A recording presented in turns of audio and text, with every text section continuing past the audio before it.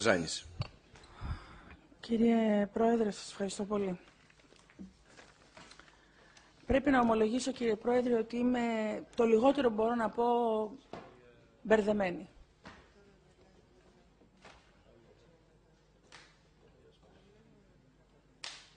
Ποιο είναι ακριβώς το δίλημμα το οποίο έχουμε καλεστεί εδώ πέρα να συζητήσουμε και να διαβάσουμε και να δώσουμε κάποια άποψη?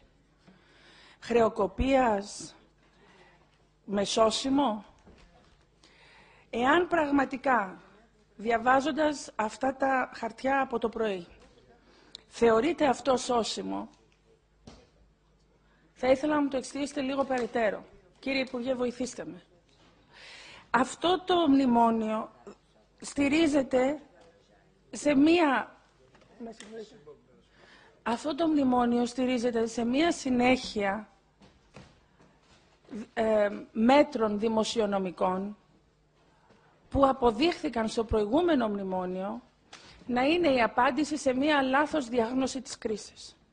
Η κρίση είχε διαγνωστεί ως κρίση ρευστότητας και όχι ως κρίση δομική, όχι ως κρίση κεφαλαιακής επάρκειας παραγωγικής βάσης της χώρας. Και για αυτό το λόγο, κάθε 3 μήνες που ερχόταν η Τρόικα για να δει εάν όντως οι δείκτες καταφέρναμε να τους...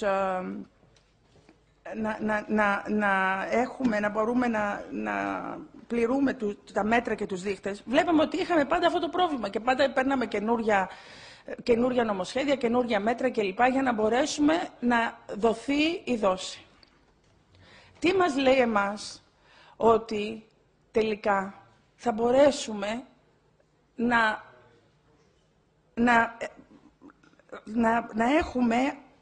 να στοχεύσουμε σε βιώσιμα σε αυτούς τους καινούριους δείκτες σε 3 μήνες. Όταν το μνημόνιο δεν έχει σε κανένα πινακάκι του μισό δομικό μέτρο, μισή δομική μεταρρύθμιση. Πού είναι η μείωση της γραφειοκρατίας, η πολυνομία, πού είναι η συγχώνευση? Μιλάμε για συνεχώς, σας παρακαλώ εξηγήστε μου, μπορεί επειδή είναι πάρα πολλά τα νούμερα και οι σελίδες, βοηθήστε με να τα βρω, μπορεί να μην τα έχω δει. Ανοιχτή να αποδεχτώ το λάθος μου. Αλλά μέχρι στιγμής δεν βλέπω μισή δομική μεταρρύθμιση. Δεν θα βγούμε από την κρίση εάν συνεχίσουμε δημοσιονομικά μέτρα, αντιθέτως. Τώρα, άρα λοιπόν το δίλημμα εγώ βλέπω ότι είναι εάν θα χρεοκοπήσουμε σήμερα ή θα χρεοκοπήσουμε σε 3 μήνες.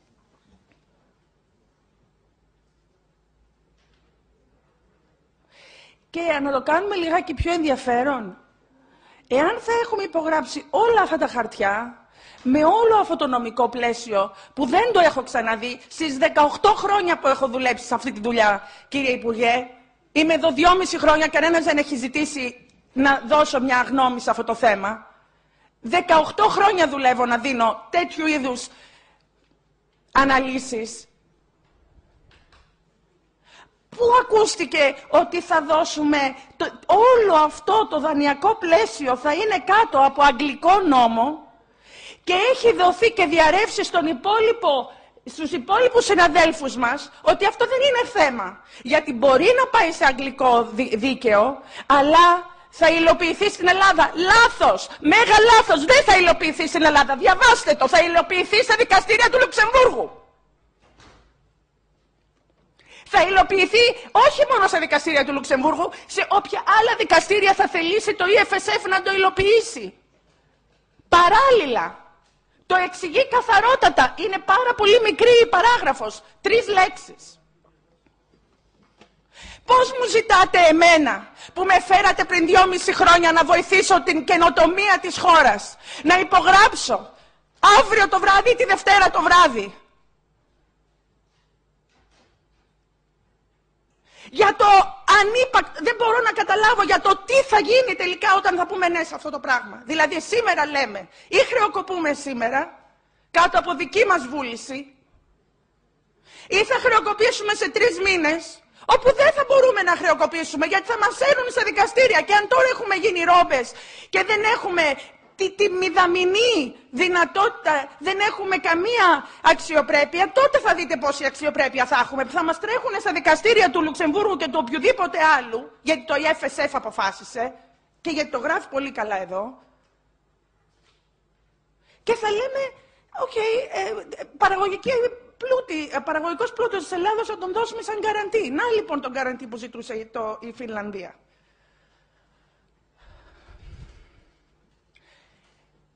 Πολύ πιθανόν ό,τι λέω αυτή τη στιγμή να είναι 150% λανθασμένο. Σας ζητώ να μου απαντήσετε. Ζήτησα στην κοινοβουλευτική ομάδα του ΠΑΣΟΚ να μας εξηγήσει ο πρόεδρος, αλλά θα ήθελα δέσμευση έγγραπτη από την κυβέρνηση ότι δεν εκχωρούμε την εθνική μας κυριαρχία. Όχι, εγώ θέλω από την κυβέρνησή μας. Εγώ δεν είμαι βουλευτής της Τρόικας. Λοιπόν, μήπως τελικά μιλάμε για τον χαμηλότερο μισθό, για το 13ο μισθό, για το 14ο μισθό, για τα κρατικά και την κατοικία κλπ. Όλα αυτά είναι στάχτη στα μάτια μας. Γιατί μας δίδεται αυτό το πράγμα σήμερα το πρωί στις 2:30 το πρωί? Μήπως για να μην δούμε τελικά αυτό το θέμα που υπάρχει εκεί?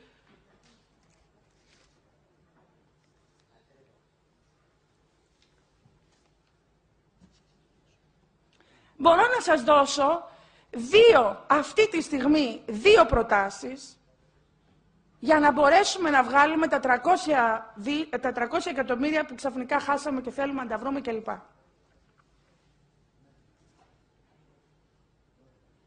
Γιατί λείπουν τα λεφτά. Μπορούμε, αφού είμαστε μια χώρα η οποία βρίσκεται σε εξαθλίωση οικονομική, η οποία έχει παραγωγική... Με συγχωρείτε, δώστε μου 1,5 λεπτό σας παρακαλώ. Η οποία έχει οικονομικό πρόβλημα, το μέγιστο που έχει δει άλλη ευρωπαϊκή χώρα μετά το Δεύτερο Παγκόσμιο Πόλεμο. Θα ζητούσα την ίδια αντιμετώπιση που είχε η Γερμανία, η οποία έφτιαξε και τον Πρώτο και τον Δεύτερο Παγκόσμιο Πόλεμο.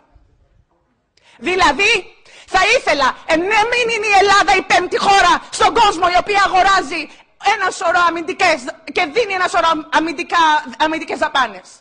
Να μας εγγυηθεί η Ευρώπη με πάρα πολύ όμορφη αλληλεγγύη, μιας και είμαστε τόσο αλληλέγγυοι μεταξύ μας, θα εγγυηθεί η Ευρώπη ότι θα εξασφαλίσει τα σύνορά μας για 10-15 χρόνια, να μηδενίσουμε αυτό το κομμάτι του προϋπολογισμού.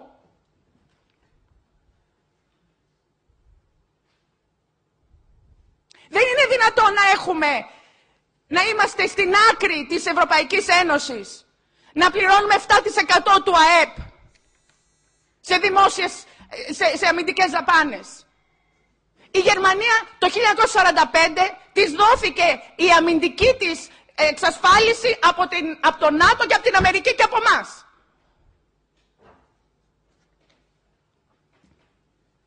Και θα ήθελα να κάνω μια άλλη ερώτηση. Ποιος είναι αυτός ο κύριος ο οποίος θα υπογράψει αυτό το χαρτί ως νομικός σύμβουλος που λέει διαπραγματεύεται το signature of legal advisor? Ποιος θα είναι αυτός ο κύριος, θα ήθελα να το δω, ο οποίος λέει ότι δεν έχει κανένα πρόβλημα ως νομική γνωματοδότηση του ελληνικού κράτους να παραχωρήσει νομικό δίκαιο και δικαστήρια Λουξεμβούργου ή οποιοδήποτε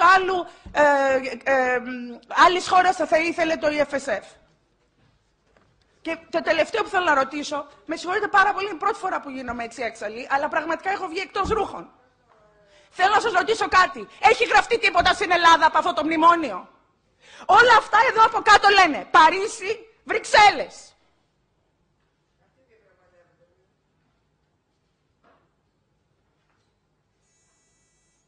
Μάθαμε γράμματα και διαβάζουμε. Εξηγήστε μας. Μπορεί και εσείς να μην ξέρετε, τουλάχιστον όμως είναι πάρα πολύ σημαντικό να απαντηθούν αυτές οι ερωτήσεις. Σας ευχαριστώ πάρα πολύ. Ευχαριστούμε.